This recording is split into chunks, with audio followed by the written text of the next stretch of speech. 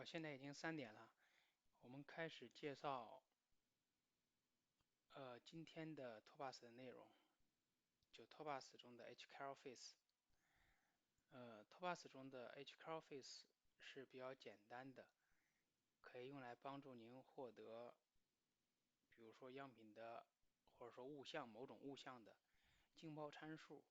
以及微观结构的一种方法。微观结构包括，比方说最常见的就是静力尺寸，还有微观应变。这样的信息。然后它是怎么样的实现的呢？或者说，在 Topaz 的几种方法里边，HCarolFace 方法跟别的方法相比，有什么不一样的地方呢？我给大家介绍一下。通常我们实验得到一条 SRD 曲线，我们还用这张 PPT 来看一下。风呢，通常有3要素：风位、风强和风型。而在 Topaz 里边，Topaz 这个软件里边，对这个 SRD 曲线的这种拟合，可以通过3种方法或者3种形式来实现。一种呢是 PeakFace，可以看到这个 PPT 最左边的是 PeakFace，然后呢一种是 HCarolFace，中间的这部分 HCarolFace，一种呢是 Structure，经常我们说的是结构文件，对吧结构文件。而这3种方法在进行这种曲线的拟合的时候，它所使用的工具或者内在对你所要输入参数的要求是不一样的。比如说，我用 PeakFace 来拟合一条曲线的时候，我可以用经验函数法。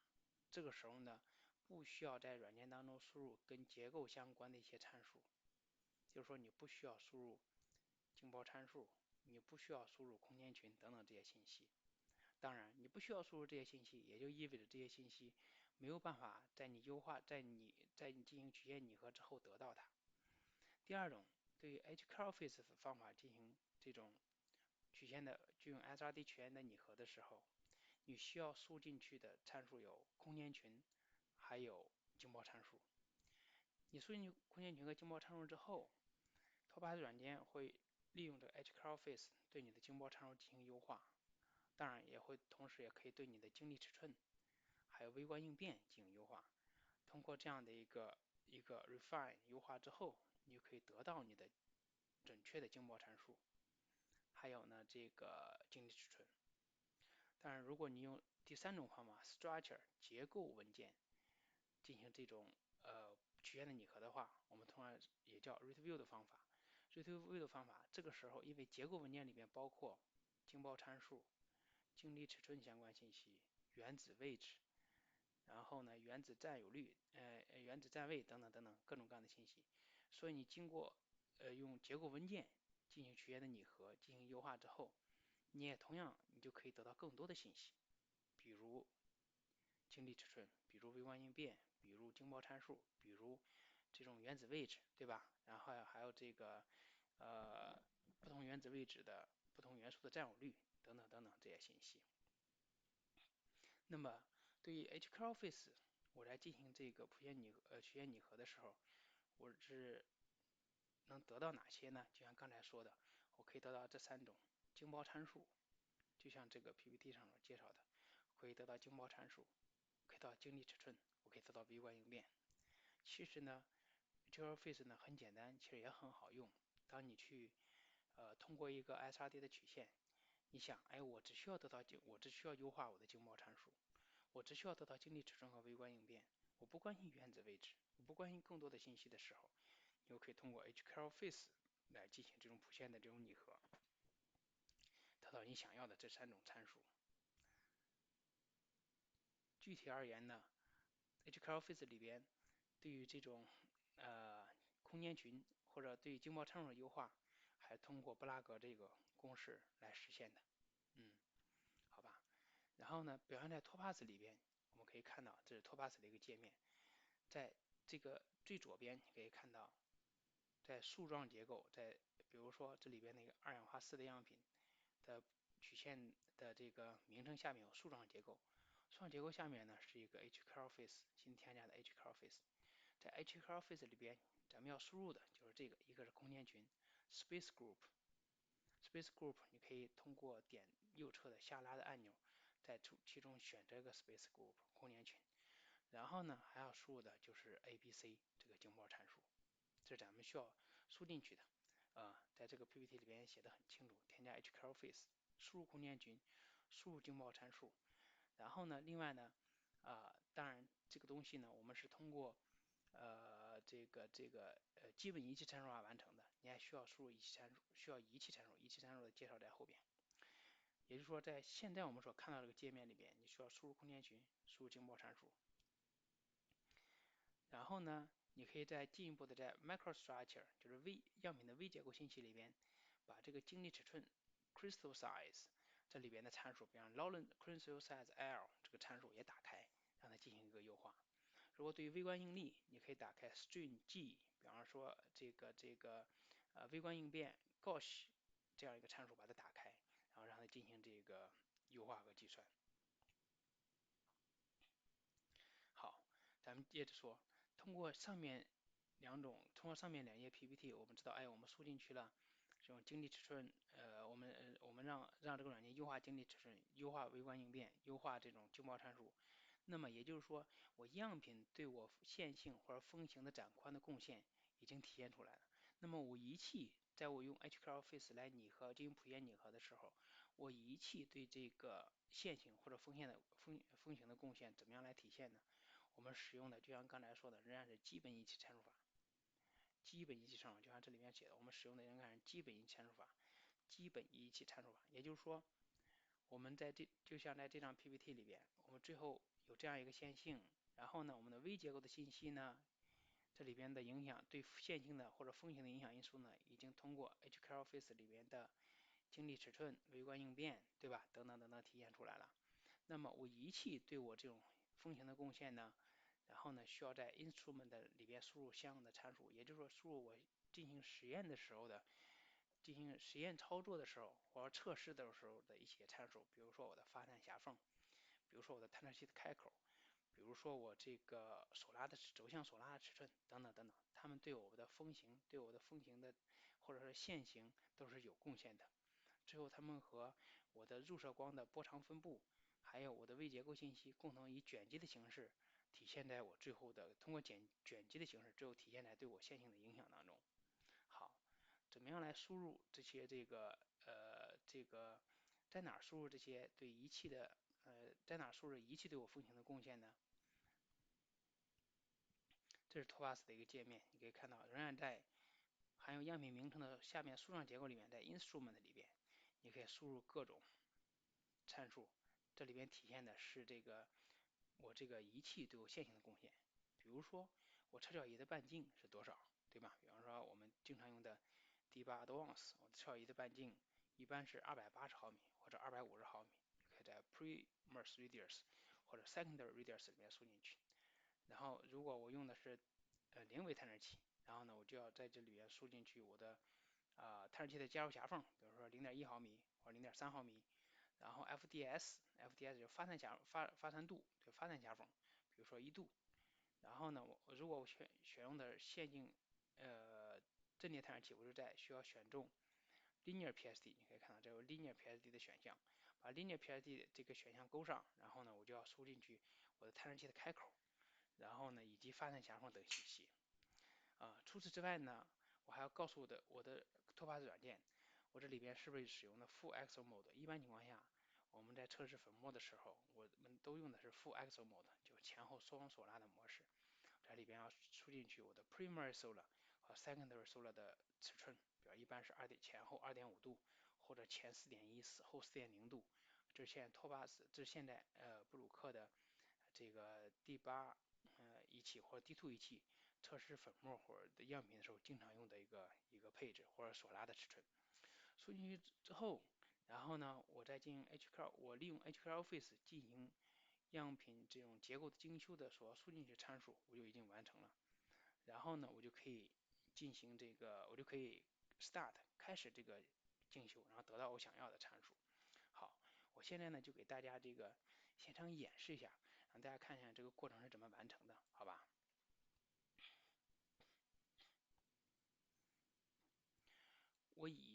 我拿一个呃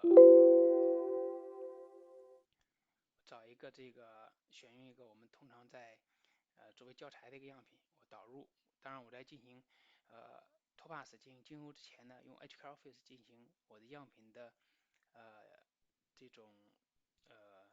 经贸参数以及精力尺寸等微结构的精修之前呢，我需要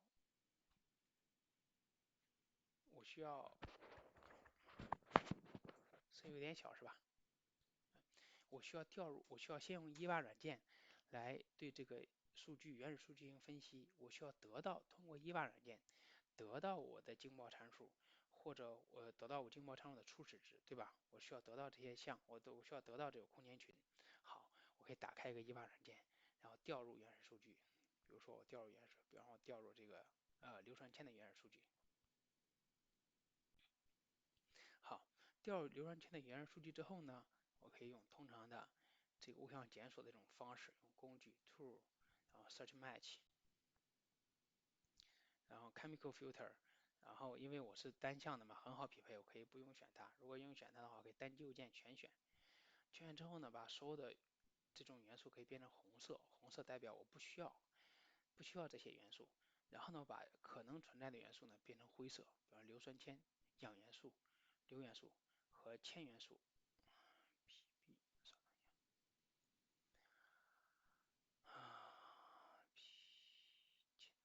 PB 啊铅元素是我们所需要的，变成灰色。然后呢，database filter 我就不再进行这个改变了，我就用这个呃PDF2，然后到 candidate list 里边我可以 search。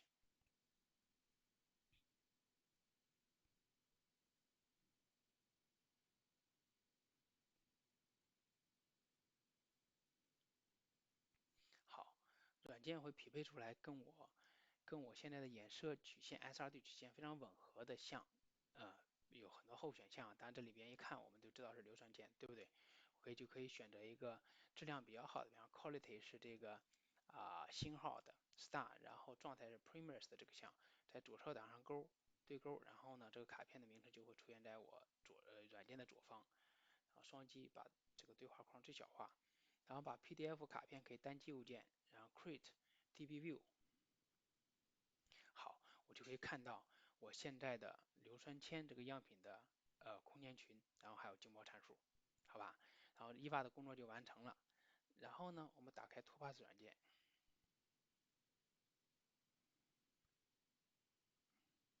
我们当然 Topaz 软件有4.2版本、5.0版本、6.0版本，无所谓，你能用哪一个版本都可以完成这样的工作。然后打开 Topaz 软件，好，我调入原始数据，布鲁克所有的软件都是一样的，调入原始数据都有一个向右的箭头或向右下方的箭头，然后打开对原始数据处理过之后的，然后包含很多信息的文件的时候，是用打开文件夹这种方式。好，现在打开原始数据，load scan file。好，我把硫酸圈这个文件调进来。好，你可以看到这是我的硫酸圈的这个 SRD 曲线，对不对？好，然后呢，我就可以按照基本仪器参数法，然后利用 HCalFace，然后对硫酸铅的这个 SRD 曲线进行一个精修，得到我想要的空间群和静波参数。怎么来呢？我们一步步来。首先，就像前面我们所介绍的，整个谱线的线性的拟合，包括线性的线性的展宽来自于线性的形状的组成，来自于3部分：emission profile，对不对？我入射光的波长分布就这里边。然后第二部分呢是 instrument 仪器里边，比方说发散狭缝、走向索拉、探视器的开口等等所带来的对仪器的线性的展宽，或者对线性或者我缝性的展宽。第三部分来自于样品，就是 HCalFace。我们一步步来。首先 emission profile，然后我们可以 load emission profile。load emission profile，因为我们用的是铜光源，你可以选择铜开发5 Burger 这一项 open。好，我这里边就有5个这个波长，铜开发 1A、铜开发2A，开发 1B、开发2B，还有卫星风。然后这个是 background，background 的拟合呢，我是通过2个函数来实现。在高角度呢，用的是一个高密的多项式，比如风越尖锐，我所选用的级别越高，比方说我选择5次，就相当于这个在高角度的背景，通过 ax 的5次方加 bs 的4次方加 cs 3次方加上 ds 平方加上 e，然后这样一个函数来实现。在低角度对空气产生拟合，通过 x1这样一个函数来实现，两个函数相结合，共同来拟合我这个曲线的背景。好，instrument 的这项，instrument 的一项，因为这个硫酸铅的这个样品测试呢是在一个老款的布鲁克仪器上进行的，它的测角仪半径是173，然后呢使用的是点探测器，探测器的接受狭缝呢是0.3毫米，然后呢发散度呢是1度，然后前后呢使用的是双索拉 full axial mode，前后索拉呢使用的是5.1，好吧？然后呢，这个仪器，我这个仪器对我奉行的贡献的参数我都已经输进去了，图版软件可以根据这些参数自动的计算。好，然后就可以单击右键调入添加 HCalFace，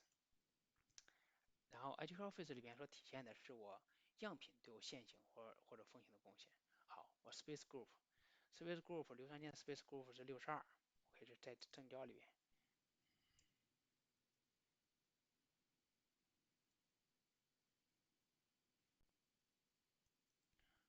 ppm OK，然后呢，我需要在这里边输进去初始的经报参数，初始经报参数可以通过我的EVA 软件得到，比如说通过 EVA 软件我得到了初始的经报参数，比如 A 是6.9575，A、B、C 呢都要放开，让它进行优化，然后 B 呢是8.4763。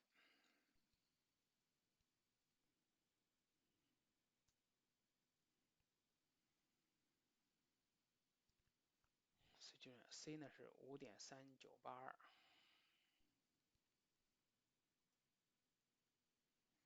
好，这样就好了。然后呢，可以到 MicroStructure 里边，然后把这个经济齿轮这边经济齿轮 L 打开，对吧？然后它就可以开始修在这些参数打开之后，然后你就可以进行点运行 Run，好，就可以进行这个拟合。拟合完之后，你可以看到RWP 呢迅速的已经低于15了，一般低于15是我们一个要求。然后接着我们再看看是不是可以再通过调整其他的参数，让我拟合的更好一点。一般情况下，你可以到 Correction 里边，Correction 里边你可以把 Sample Displacement 这个选项选上，因为一般情况下，我的样品的高度总是会比标准的高度稍微低一点或者稍微高一点。Sample Displacement 就是指的是质位误差，选上之后我可以进行优化。你看 RWP 现在是10.082，我选上。好，我选上质位误差之后呢，RWP 会降到9.889对吧？会进一步的优化我这个结果。好，然后呢，我可以看到去检验一下我这里边有没有 string 微观应力的影响，微观应变的影响，我可以把 string G 选上，进一步检验一下。这里边这个 string G 这个参数非常的小，然后呢，很可能没有。怎么判断有没有呢？可以到 fit 里边 calculated errors，再运行。Yes，你可以看到我这个 error calculated error 跟我这个 string G 的这个参数相对比，如果它跟它离得比较近，那么证明我这个参数是没有必要添加的这个还好，说明样品里面可能有一点点的这个微观应变。然后呢，另外呢就是在杂项里边，我可以选择把我的拟合的区域可以变小一点，比如说我不用拟合到160度，可以拟合到的比方100度。